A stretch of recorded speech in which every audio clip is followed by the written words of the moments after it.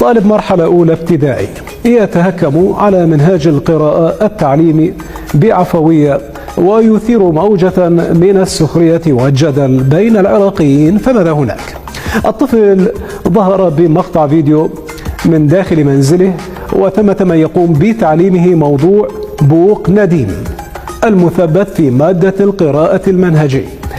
إلى هنا الأمر طبيعي جدا، لكن ما حدث بعدها يبدو مختلفا نوعا ما. الطفل بدأ بطرح تساؤلات عديدة على ولي أمره الذي لم يتمالك نفسه من الضحك بسبب أسئلة الطفل الذكية العفوية في ذات الوقت. ماذا فعل الطفل؟ لنشاهد. بوق نديم. بوق نديم قديم. والله بقر بدران قريب. وش يعني انا بدران يعني؟ وش يعني انا بقراتي؟ شلون شايك؟